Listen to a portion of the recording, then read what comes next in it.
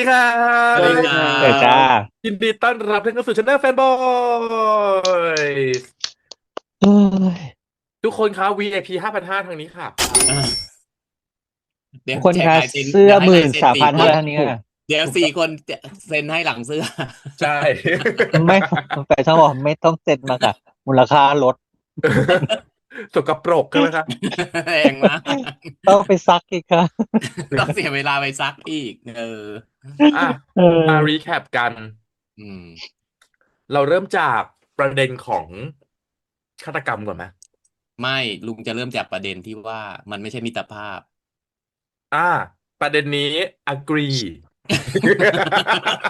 มีทุกคนเห็นด้วยถูกไหมทุกคนเห็นเหมือนลุงใช่ไหมเห็นด้วย เออ ก็ได้ฉันฉันเห็นตั้งแต่น้องสิงห์ละน้องสิงห์อยู่เรื่องไหนเรื่องนั้นทันทีทันที น้องสิงห์คะมีอะไรในมือมีอะไรถือบ้าง มีอะไรจะโพสต์ในเอ็กเพิ่มไหมคะ น้องสิงห์คะพี่ฟอลโล่แล้วตั้งโนติหนูไว้แล้ว พี่รู้ว่าสิ่งจริดี ง เพราะฉะนั้นสิ่งควรจะทยอยปล่อยมาเออเรื่อยทยใช่อยมาอีพีละโพสต์ก็ได้ลูก ไม่ได้ค่ะต้องวันละทวิตโอ้ๆอุ้ยโหต้องถามน้องสิงห์ไปว่ามีมากกว่าที่เขาหันมามองกันไหมคะว้าว น้องสิงห์ไปไม่กองบ่อยไหมคะ แต่ว่าลุงแอบไปเห็นน้องสิงห์พอโพสต์อะว่าเขาบ้วนเยอะอยู่คู่นี้ หรอหัวเหมือนใครเรือยังยไม่รู้เหมือนอมเลยเหรอเหมือนนางไปตอบโพสต์ใครสักโพสต์หนึ่งอ่ะเหมือนประมาณว่าต่อไปเหมือนเขาไปคู่เพื่อนของสกายเพื่อนของนันนี้ต่อเลยอะไรประมาณอย่างนี้นางก็บอกว่าอืม แต่คู่นั้นเขาบ้วนเยอะอยู่นะอะไรอย่างเงี้ยตอบลักษณะขนาดประมาณนี้ หัวเรือยังยอมแพ้เลยเหรอ ไม่เป็นไรแต่ว่าสิ่งบ้วนที่เราเห็นในนอกจอซีรีส์ใช่ไหมล่ะใช่บทแต่ในจอคือเลิศโอเคไม่ติดคนอะไรเธอ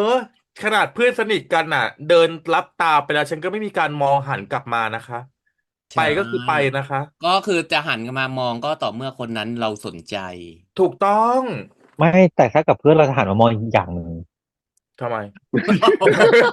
โห เออหันมาเบะปากเหรอมองข้ามไหล่ด้วยนะเบะใช่ปากใส่อย่างนี้เหรอ เราไม่หันมามองแบบนี้แล้วเอาเสื้อขึ้นมาดูอุ๊ยเซ็นหัวใจให้ด้วยแล้วใส่คลุมอย่างเงี้ยยังอ่ะ เออเหมือนแฮปปี้ที่ได้ มันอยากโชว์ไงว่าฉันได้หัวใจจากมิสเตอร์เคคิวปิดนะคือตั้งใจใส่ไปให้คนในกองอ่ะเห็นอยากให้โดนแซวคือตอนถูที่กผู้หมวดนีโอแซวเนี่ยอันนั้นเดินเข้าไปคือเดินยิ้มแล้วนะเดินยิ้มอยู่เดินที่เขาไปยิ้มเดินถอดเสื้อออกอะคือยิ้มแล้วนะอืแล้วมกึ่งก่อนแล้วก็แบบว่าฮึบไว้แล้วก็หันมาแล้วก็สืบคดีต่อทำคดีต่อหันมากึ่งใส่ใช่เออจริงๆแล้วยิ้มอยู่อืมแต่พอไม่มีใครอยู่ปุ๊บผมดีใจนะที่คุณยิ้มได้อืมอันนั้นไม่มีใครอยู่ค่ะเขาอยู่ต่อหน้าเขาพูดต่อหน้าค่ะใช่หมายถึงว่าคนอื่นแวดล้อมแต่พอเปิดเข้าลิฟต์มาปุ๊บคนเข้ามาพูดคดีต่ออืมก็ถ้าเขินเทียบแหละกับการออกรถก็เรียกว่าออกล้อฟรีเลยทีเดียวถูกต้องตีร้ายมากนะมันมีเขาเรียกอะไรมันมีอะไรที่ต้องมาพูดกับคนที่เจอครั้งที่สองว่าแต่ผมดีใจนะที่เห็นคุณยิ้ม นั่นสิเพราะว่าหรือครั้งแรกเขาก็รู้ว่าเขาไม่ยิ้มเขาก็เคยยิ้มถ่ายรูปสอเขาก็งนิ้วนะนู่นนั่นนี่แต่อันนี้คืออะไรมารู้ว่าหมายถึงไปรู้อะไรมารู้ว่าทำไมถึงยิ้มแอบสังเกปกติตเขาเหรอไม่ยิ้มหรือยังไงไม่รู้ คือมันเจอกันครั้งที่สองดีใจที่คุณยิ้มมันไม่ใช่ประโยคที่จะมามันเป็นประโยคจีบอะใช่ใช่เพราะโดยปอาจกติจะเล็งแสดงว่ามาต้องรู้ก่อนหน้าแบ็กกราวมาเยอะพอสมควรนะว่าอืมอืมเป็นคนยิ้มยากเป็นอะไรคือต่ออะไรแต่เนี่ยยังไม่ทันรู้แบ็กกราวด์ไงแต่ว่าพอแบบดีใจที่เขายิ้มคืออันนี้คือจีบละเอว้อายว้าคุณยตำรวจคุณน่ะสารวัตรคุณน่ะวันอังบ๊ายบายคารซีรีสารวัตรพัดส์บ้วนมิตรภาพถูกไหมเป็น เป็นซีรีส์บ้วนมิตรภาพใช่แต่เป็นโอเคตามนั้นให้เป็นบอยส์เลิฟคือบ้วนมิตรภาพทิ้งไปเลยอืมไม่โบรไม่โบรไม่โบรแฮปปี้มีความจสุขละบแค่นี้เหรอจบการรีแคปเหรอจบยังพอละสิเดี๋ยวจบการเรายังไม่รีแคปกันเข้าพาร์ทของอ๋อ ซีรีส์เลยโอเคอ๋ออ๋อโอเคเราเฮ้ยต้องการบอกจู่มันแค่นี้แหละมันเหมือนจะปิดจบแล้ว ยังไม่เข้าพาร์ทของคดีเลย เอออ่ะวัวันนี้นนี้2 คดีเลยพาร์ทสองคดี EP เดียว2 คดีแล้วคดีคือเหมือนกับรูปที่มิสเตอร์คิววาดสุดเอออืมซึ่งน่าจะเรียงตอนด้วยป่ะนะเรียงเหมือนเรียง EP ๆคิอ่ะเรียงดว่าคิดเรียงว่า ตอนตามเลยอ่ะ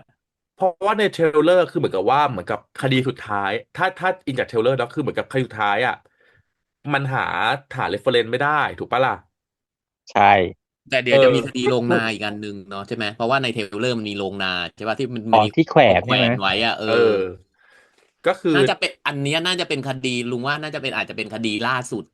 แล้วทีเนี้ยต่ออย่างที่ป้าบอกอะต่อไปมันก็คือไม่มีแล้วไม่มีแล้วเพราะว่าเขาเลิกเขียนอะไรอย่างเงี้ยที่ต้นฉที่บับเผาไปแล้วด้วยต้นฉบับเผาไปแล้วด้วยอะไรอย่างเงี้ยไม่เหแต่มือนเหมือนเหมือนลุงว่าตอนนั้นหรือไม่แน่ที่เขาถามว่าก็ตอนไม่แน่จบไงนะหมายถึงว่าไม่แน่ว่าในเว็บดาร์กเว็บอาจจะมีแค่3 คดีใช่ไหมแต่ดันเกิดคดีที่4ขึ้นมาซึ่งดันไปตรงกับในต้นฉบับใช่อีกอะไรอย่างเงี้ยกำลังคิดเหมือนกันไม่ว่าคือบางทีแต่ประเด็นในดาร์กเว็บอาจจะมีหลายคดีแต่ว่าคดีสุดท้ายอ่ะมันเกิดขึ้นแล้วแบบเฮ้ย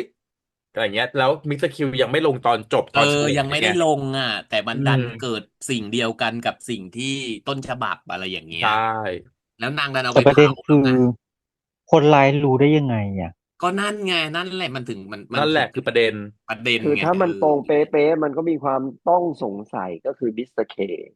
เอเองที่อเป็นคนทำอืทำเอมงเพราะว่าอย่างเหมื่อนอ่ะเราเหมื่อวันนี้นอ่ะที่เราเห็เราเห็นนที่เราเห็นว่าเราบอกว่ามันเหมือนมีอีกบุคลิกหนึ่งหรือเปล่าวะมิสเตอร์เคเราเห็นอ่ะแน่ๆแล้วว่าเขาต้องพึ่งยาเมื่อเวลาที่เกิดอาการแพนิคเแอทแทกออใช่เพราะฉะนั้นมันมันมีอาจจะกลายความรู้สึกเป็นว่าสองบุคลิกได้เหมือนกันคือมันมีความรู้สึคนวากว่าพอดูดอะอ่ะสมมุติว่าคนว่าวาดมิสเตอร์เคเป็นเคอ่ะใช่ไหมเป็นเควาดแต่คนทำเป็นมิสเตอร์คิวไงก็คือมิสเตอร์อืมคิวเป็นอีกบุคลิกหนึ่งอะไรอย่างเงี้ยถูกอาจจะเป็นแบตอนดูบนั้นหรือเปล่ามันมีความรู้สึกว่ามิสเตอร์เคคล้ายๆกับกรีนกอบบินไหมเรื่องสไปเดอร์แมนอ่ะ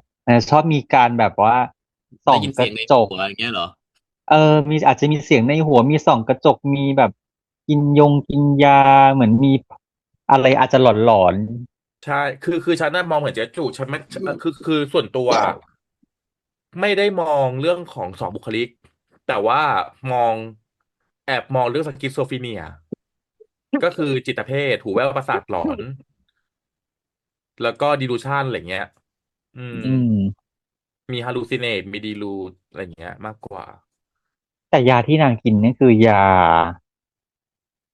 แพนิคเหรอแก้แพนิคเหรอไม่รู้ว่าเราไม่รู้เพราะไม่เห็นนะว่าไม่เพราะว่ารู้เพราะไม่เห็นไงแต่เราเดาไม่เห็นเพราะว่าจแต่ริงๆแล้วคือ นางจะกินตอนที่นางมีอาการไงคือปกติแล้วยาจิตเวชอ่ะมันจะกินแบบกินเป็นเวลามากกว่าเช้าเย็นก่อนนอนอะไรอย่างเงี้ยแต่ว่าอันเนี้ยดูแล้วถ้ามีอาการมาแล้วกินยาอาจจะเป็นยากลุ่มแบบยาคลายกังวลซึ่งมันก็ไม่ได้ออกฤทธิ์ทันทีอืมแล้วตอนที่ป้าเป็นแพนิคป้ามียากินไหมไม่ได้กินยาคืออย่างที่บอกว่ายาจิตเวชแต่มันกินเป็นเวลาอืเออก็กินมเช้ากินก่อนนอนอะไรเงี้ยมันก็จะคลุมอยู่ทั้งวันอืมอืมแต่ว่าผลข้างเคียงคือมันก็จะมึนๆง่วงๆอะไรเงี้ยหลับแต่วันนี้เอไอ้สิ่งอที่มันตะโกนเกินไปว่าเคเป็นคนทำอ่ะก็คืออีคอนอันนั้น ใช่อันเนี้ยคือพยาใช่ยามจะพุ่งเป้ามาก คือมันหน้าจมันถ่ายนเกินมาให้เห็นเราเห็นตั้งแต่การหยิบใส่กระเป๋าการเดินไปการนู่นนั่นนี่อะไรเงี้ยแล้วดัแล้วก็มีนพอไปที่รอยคล้ทำงานน่ะเคก็ดันรู้ตัวด้วยว่าเป็นคนหยิบมาเองอะไรอย่างเงี้ยแล้วไปตลาดทำไมำไงเหมือนน่าจะเป็นทางเดินผ่านของนางอะไรอย่างงี้ป่ะไม่เพราะว่ามันต้องไปไอีตอนที่ทำอะไรนางดูข่าวตอนที่นางดูข่าวอ่ะนางก็เดินผ่านตลาดเหมือนกันอืมแล้วเปลี่ยวด้วยนะแล้วน่าไปเจ็บอะไรมาที่มีรอยช้ถูกเนี่ยซีรีส์อ่ะฉก็นั่นแหละก็ใช่ลาดนะไงก็คือเราถึงบอกลุงถึงบอกไงว่ามันตะโกนเกินว่าเป็นเคเป็นคนทำอ่ะตะำโกคือนมาก ตอนเนี้ยสิ่งที่ฉันวิเคราะห์แล้วที่ฉันเห็นก็คือว่าถ้าจะชี้ให้เป็นตัวเคอ่ะมันง่ายมากเลยนะเพราะว่าอย่างแรกคือเคเหมือนกับจะถูกเบี้ยวค่าเปอร์เซ็นต์ถูกปะก็คือดูเคอ่ะมีปมกับเรื่องของการโกงการเบี้ยวอะไรเงี้ยแล้วคือเหยื่อที่เลือกอ่ะทั้งสองคนอ่ะคือผู้บริหารที่ขี้โกงหรือเบี้ยวอะไรเงี้ย อืมมันดูเป็นความแบบความรู้สึกข้างในของเขาอะที่เขาเลือกเหยื่อ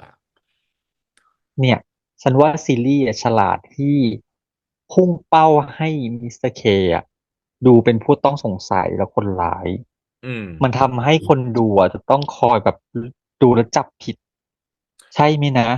แล้วก็สืบไปพร้อมกับเรื่องอ่ะมันทำให้เราดึงดูดแล้วติดตามไปเรื่อยๆอย่างเงี้ยทีเนี้ยมันก็อาจจะเป็นไปได้ที่พอมิสเตอร์เคมีความอะไรในใจเกี่ยวกับเรื่องของคนเรื่องของการขี้โกงอะแต่ว่าไม่รู้ว่าเขาเรื่องเนครอสอะเขาวาดก่อนที่จะมาทำงานกับสำนักพิมพ์นี้หรือว่ายังไงคือถ้าเขาอยู่สำนักพิมพ์นี้แล้วเขาถูกเบี้ยวมาเรื่อยๆก่อนหน้าเนี้ยก่อนที่เขาจะเลิกเขียนเนครอสเนี่ยมันก็เป็นไปได้นะว่าเขามี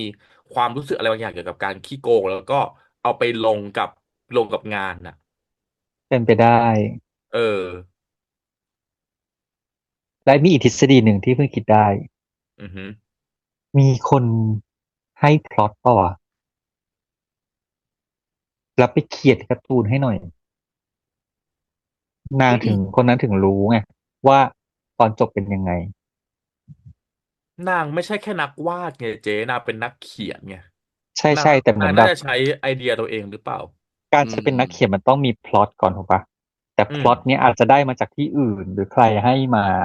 แล้วนางถึงมาผสมกับไอเดียตัวเองแล้วก็สร้างขึ้นมาลุงว่าไม่น่าจะเกี่ยวกับสำนักพิมพ์ด้วยเพราะไม่งั้นนางคงไม่ไปลงดาร์กเว็บ อืมคือนางอาจจะเขียนแล้วก็นางไปลงเองอย่างเงี้ยพอเขียนด้วยอย่างที่เราเห็นนะเวลานางวาดรูปพวกเนี้ยนางดูมีความสุขกับกาอืมรวาดการ์ตูนมันแนวนี้แนวทิวเลอแนวดาร์แนวอะไรพวร์กอ่ะกเนี้ยแนวมันเป็น ดาร์กอ่ะ personal preference หรือเปล่าคือหน้าเขาเรียกอะไรนะหน้าฉากนางอ่ะต้องทำงานตามตลาดตามกระแสตลาดอืมแต่จริงอืๆแล้วความต้องมการความชอบของนางไม่ได้ชอบคือ ชอบค dark วามตลาดไงนางชอบความดาร์กก็เลยไปทำเพื่อที่จะลงดาร์กเว็บเพื่อที่จะระบายตัวเองอ่ะ แล้วอืมอืมดูแบบดูหยุดไม่ได้ด้วยนะเขียนแบบแต่ทีเนี้ยไวแบบทีไวเนี้ยมากนางดันหยุดไงแล้วเห็นไหมล่ะนางเอาใส่ไปเก็บกล่องไปอืมเก็บแล้วก็หาที่ที่เก็บออกมาที่รื้อออกมายากด้วยนะไม่ได้แบบว่าตั้งไว้ที่หยิบออกมาง่ายๆอะไรเงี้ยแสดงว่านางตั้งใจที่จะหยุดทำในครออีสอีในครอสอืมซึ่งซึ่งอีที่สำนักพิมพ์น่าจะไม่รู้เรื่องนี้แต่อาจจะคุ้นสำหรับลุง ลายเส้นใช่แต่คือไปดูที่ตำรวจเอาไปให้ดูเพื่อไปดูลายเส้นว่าถ้าลายเส้นประมาณนี้ในสำนักพิมพ์คุณมีนักเขียนคนไหนที่ลายเส้นประมาณนี้ไหมอะไรอย่างเงี้ยซึ่งถ้ามากกว่าไม่มีใครรู้จักลายเส้นก็จะต่างเพราะถ้าดูจากการ์ตูนตาหวานเพราะว่าถ้ากับเนคอสคนละโทนใช่เพราะว่าถ้านางดูแล้วนางวาดคนละแนวเลยไงคือถ้ามันเป็นแนอืมวเดิมๆแนวคล้ายๆกันนะมันอาจจะใกล้กันอืมแต่คือไม่รู้แค่ว่าเขาดูจากน้ำหนักการลงเส้นได้หรือเปล่าวิธีการแรงเงาการให้แสงให้เงาอะไรเงี้ยคือ พวกนี้มันมีซิกเนเจอร์ของนางใช่นะพวกเนี้ยมันจะมีซิกเนเจอร์ไว้ยโลกเหมือนโครงหน้าคนโครงอืมร่างกาเออยอะไรเงี้เหมือนยมันจะคล้ายกันความมันจะไปคล้ายกันหมดความหนาของเส้นใช่อะไรประมาณอย่างเงี้ยมันใช่ดูแล้วมันรู้ไงบกอาจจะเดาเอาได้นะคิดว่าถูนะถูกถ้ามันใช่ถ้าเกิดเขาไม่ต่างแบบว่าสุดขั้วไปเลอืมยเนาะหมายถึงอะไรอย่างเงี้ยก็นี่ไงตอนจบก็เลยมายืนน่าจะจับตัวนะเลยเหรอกับตัวใครเลยจับชี้ตัวได้เลยนี่เหรอ เคไง ไม่น่าลุงว่าไม่จับตัวแล้วที่เหมือนในเทรลเลอร์นะที่บอกว่าจะต้องอยู่ด้วยกัน24เออชั่วโมงแล้วใช่ก็ลุงว่าน่าจะต้องเกิดคดีอีกคดีหนึ่งก่อนลุงว่าตอนเนี้ยน่าจะยังจับไม่ได้สำหรับลุงเดาส่วนตัวนะ อาจจะเป็นผู้ต้องสงสัยไปก่อนลุงว่ามารอบเนี้ยอาจจะไม่มีใครบอกได้ว่าเนี่ยเป็นลายเส้นของใครในสำนักพิมพ์อ่าแล้วลุงว่ามันจะไม่ต้องเจอคดีอีโรงนานั้นก่อนสำหรับลุงเนาะ เดาเหมือนกันเดาว่ารู้เลยโดนจับคู่กัน24 ชั่วโมงเลยขอกุญแจมือแต่ดันเกิดเหตุลงนาฉันก็เลยแอบคิดเหมือนอ้าวเจ๊จุกว่านางอยู่นี่ว่านางชี้อะไรเงี้ยแอบแอบแอบพิดคาเจ๊จุกว่าอาจจะชี้ได้ว่าลายเส้นเนี้ยเหมือนกับเคแต่ว่าก็เป็นผู้ต้องสงสัยไปก่อนคือยังไม่ได้แบบมาจับอะไรเงี้ยอืมอืมไม่รู้คือเพราะว่าไม่ใช่กำลังพยายามนึกถึงความเป็นจริงว่าถ้าเกิดเอาตัวพล็อตการ์ตูนอืมแล้วอืมเจ้าตัวสมมุติว่าเจ้าตัวไม่ได้ทอืมำจะเอาเหตุผลอะไรมาจับเขาอืมก็คือแค่เชิญไปสอบได้แค่สวนเฉยๆคือยังไม่ได้ก็ได้แค่จับอ่ะแค่เป็นผู้ต้องสงสัยถูกไหมอือืม มแต่ทีเนี้ยเขาจะเอาอะไรมายืนยันว่าหรือว่าแบบ tracking เจอเหรอว่า ว่ายูเซอร์นี้ไอดีนี้อยู่ตำแหน่งนี้เป็นคนลงดาร์กลุงว่าเว็บลุงว่าลุงเลยคิดว่ารอบเออเนี้ยมันอะไรน่า นะ อะไรคิดว่านะ อะไรนะลุง ลิ้นแข็งลิ้นมันแข็ง อ๋ อันนี้ลิ้นมันอแข็งพอดีกินน้ำร้อนลวกลิ้น อืมก็คือลุงว่ารอบนี้อาจจะยังไม่ได้อะไรแต่ว่าเดี๋ยวพอเขาได้ข้อมูลมาจากตำรวจไซเบอร์อ่ะอืมลุงว่ามันถึงรู้ว่าอีคนที่เขียนอีคนที่อัปโหลดเขาเรียกอะไรนะอืมอัปโหลดเออมังงะมาจากไหนเรื่องเนี้ยคือใครอืเพราะมันจะมสาวไปได้ไงถูกไหมล่ะว่าอยู่ที่อยู่อะไรยังไงอะไรอย่างเงี้ย อืมรอบเนี้ยเขาเอาแต่ปริ้นแต่ไอ้พวกตัวลายเส้นมาถูกไหมล่ะปริ้นแต่ใช่ที่น้องสิงห์เขาเซฟไว้อ่ะอะไรอย่างเงี้ยมาให้ดูลุงเลยคิดว่าน่าจะยังรอบนี้อาจจะยังอาจ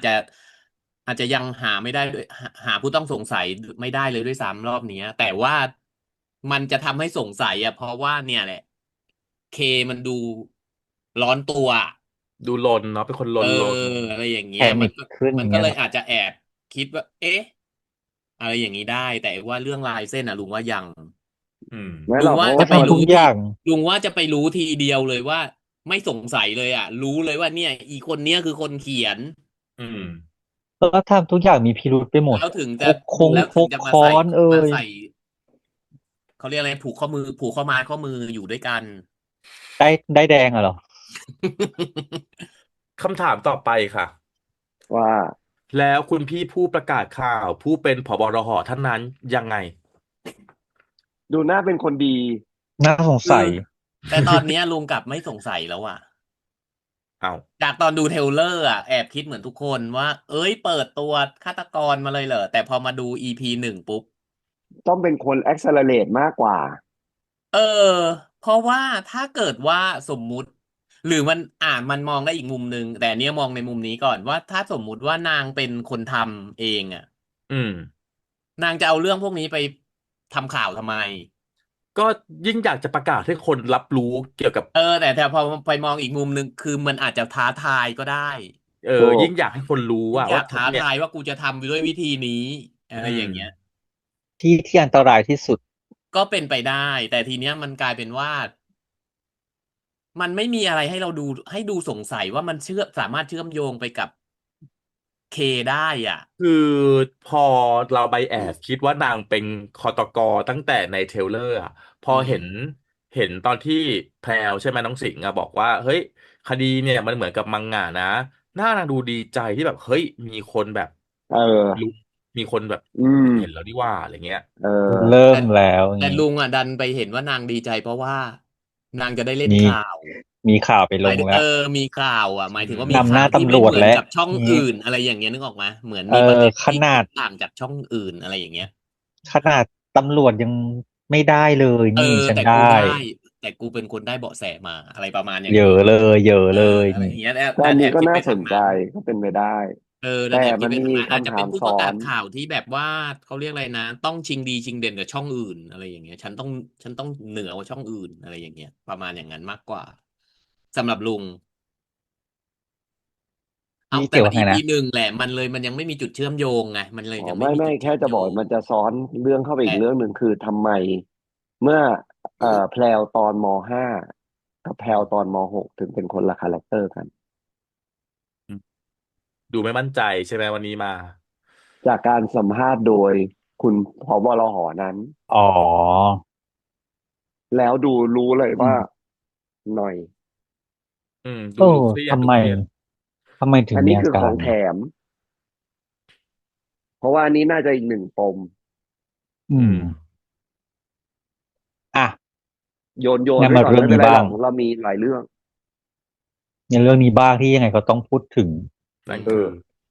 การจัดฉากการจัดแบบศพใดครามซีนเหรอๆน่ากลัวดีนะดูน่ากน่ากลัวลัวดูจริงอ่ะใช่เวลาดูแล้วแบบไม่คือแล้วยิ่งอีอันนั้นปน่ะที่กลากติเป็นงทุ่งนาคนที่ไม่ชอบดูอะไรแบบนี้อยู่แล้วมันก็อีที่อยู่กเลยเสียวลางทุ่งนาน่ากลัวเนาะอีที่บังคับให้กราบอ่ะแล้วมีเสียงแมลงวันป้าตอนดูใช่ไหมแล้วคือส่ฉันได้วนตัวคนเดียวเหรอแบบ เออลุงไม่ได้ยินลุงเห็นแต่ไอ้นี่บินเขาเรียกอะไรนะต้นใบดอกไม้ดอกหญ้าปลิวไปปลิวมาแต่ไม่ได้ยินเสียงวึงวึงฉันไม่แต่ได้ยินเสียงดอกหญ้ามึงเลิศนะอันคือนั้นน่าจะดอกหญ้าจริงไงมันอยู่ตรงมันอยู่ตามทุ่งอย่างนั้นนะมันมีจริงใช่ใช่แต่แบบว่าเขาใช้การเปลี่ยนฉากโดยการที่ฉายเขาเรียกว่าอะไรนะถ่ายตามดอกหญ้าปลิวแล้วมีรถสวนพรึบๆอืเข้ามามพอดีของตำรวจอะไรเงี้ยอืมอันนี้เก๋ดีชอบ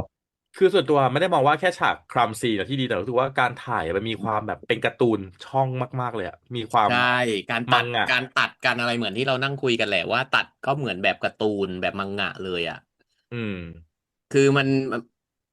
คือมันไม่ได้มีเหตุผลเยอะอ่ะมันไม่ได้มีอืมต้องมีเหตุและผลในการรับเยอะอ่ะมันคือเหอืมมือนการ์ตูนจริงๆเลยอ่ะ ใช่อย่างซีนที่เจ๊จุกทักเรื่องไอ้คนโรคจิตอะว่าทำไมต้องแทงอะอย่างเงี้ยอันนี้มันคือเหมือนในการ์ตูนเลย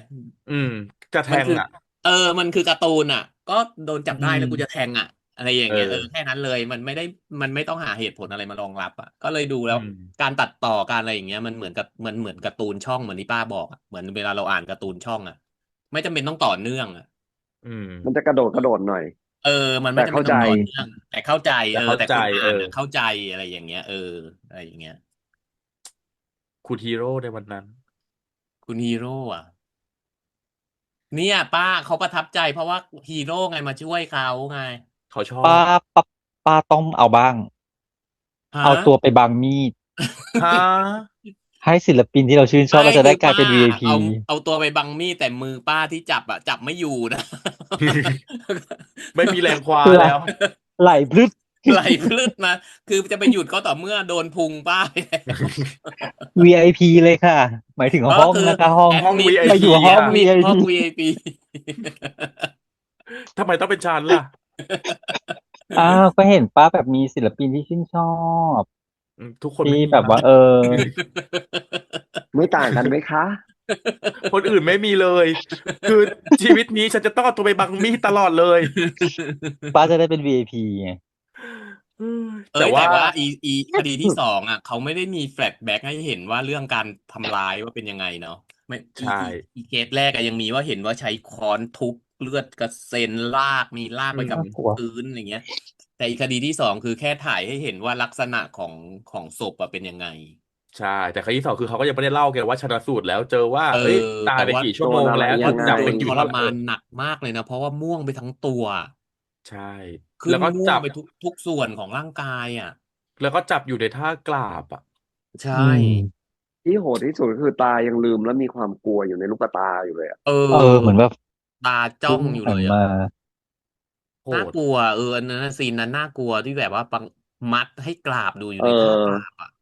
อืมแล้วท่ากราบอะไรคือกราบตุ๊กตาหุ่นไล่ฟางเอ้ยไม่ใช่หุ่นไล่กาหุ่นไลกาถูกไหมไม่กล้าคืออันนี้แหละมันคือก็เลยดูเป็นแบบมันเป็นซิมโบเขาลิกแหละเป็นซิมโบลิกเออคือมันมีความแค้นกับคนโกงอ่ะรู้สึกได้ถูอ่ะกเพราะอันนี้ก็ปลัดใช่ไหมอันนี้ก็ปลัดกระทรวงเกษตรอดีตประหลาดปฏิอดีตประหลาดประหลาดเออแสดงว่าแบบไม่แต่อันเนี้ยยังไม่รู้ว่ามันว่าโกงหรือเปล่าไงป้ายังแต่บอกไม่มีแบ็กกแค่ว่าวันราวด์ไงนั้นนะบอกแค่ว่าปราบศัตรูพืชมีเกี่ยวกับเรื่องปราบศัตรูพืชซึ่งไม่รู้ว่าไปโดนผู้มีอิทธิพลอืมเรื่องหมายถึงเรื่องนั้นนะเป็นแบบว่าไปมีอิทธิพลหรือว่าไปโกงหรือว่าเป็นเรื่องโกงมาอะไรเงี้ย หรือหรือว่าไปทำให้ตัวเองเกิดความเสียหายอะไรขึ้นอะไรอย่างเงี้ยมันยังไม่มีดีเทลตรงนั้นเพราะว่าตำรวจที่พูดตอนนั้นก็พูดแค่ว่าเรื่องเกี่ยวกับเรื่องการปราบศัอืมตรูพืชแค่นั้นอาจจะไปอาจจะทำยาเสพติดก็ได้อาจจะบริโภคยาปราบศัตรูพืชก็ได้ไงอะไรอย่างนี้แบบอืมเบิกงบเกินอะไรอย่างนี้เราก็ไม่รู้ไงมันยังก็ไม่ได้ไปถึก็งเรื่องเป็นไปได้ดีเทไงลตรงนั้นมันพูดแค่นี้ไงใช่หรือไม่ใช่ก็ไปปราบคนโกงยาปราบศัตรูพืชอะไรอย่างนี้เราก็ไม่รู้ไงเราก็ว่าไปเหมือนเรื่องนี้ไงลุงเรื่องน้องสาวหายนะที่ยาปรับศัตรูพืชก็เอาไปทเป็นสารตั้งต้นยาเสพติดใช่ำไหมยาเสพติดอะก็ไม่รู้ไงหมายถึงว่าดีเทลมันยังไม่มีไงเขาพูดถึงแค่เรื่องยาปราบศัตรูพืชไง ถูกต้องเนาะซึ่งก็ต้องคอยติดตามกันแหละว่าเดี๋ยวอีพีหน้ามาเบาะแสก็จะเยอะขึ้นก็คงจะเอมีอะไรให้เราอวิเคราะห์เชื่อมโยงได้มากขึ้นนะทุกคนแล้วจริงถูกใครเห็นเบาะแสอะไรยังไงไม่ว่าจะเป็นทั้งเบาะแสเรื่องเกี่ยวกับว่าคดีหรือว่าและเรื่องมิตรภาเกี่ยวกับเขาพ2 คนอะไรอย่างอืม เงี้ยชอบมิตรภาพ เออใครมีเบาะแสดีๆก็มาแชร์กันเอเพราะบอกเลยอ ว่าเราชงคู่นี้กันมานานนับปีมากได้ดูสักทีมันมีความสุข หรือสารนี้ส่งไปถึงน้องสิงห์มีเบาะแสดีๆที่ไม่มีในซีรีส์ถูกหรือต้องก็ดิวเผื่อทีแผ่ได้บอกว่าหรือดิวทีบ้วนค่ะอ่ะหรือดิวทีส่งสารพวกเราทั้งหลายก็ลงมาสักนิดสักหน่อยแล้วกัน ใช่หรือน้องสิงห์มีอะไรอยู่ในโทรศัพท์น้องสิงห์ลงแล้วแท็กช่องหน่อย แล้วก็ขอบคุณมากนะครับหลังการติดตามแล้วเดี๋ยวเรามาพูดมาคุยกันแล้วก็มาดูซีรีส์ด้วยกันในอีพีหน้านะครับตรงนี้พวกเรา4 คนขอตัวลาไปก่อนนะครับสวัสดีครัสวัสดีสวัสครับดีครับบครับบาย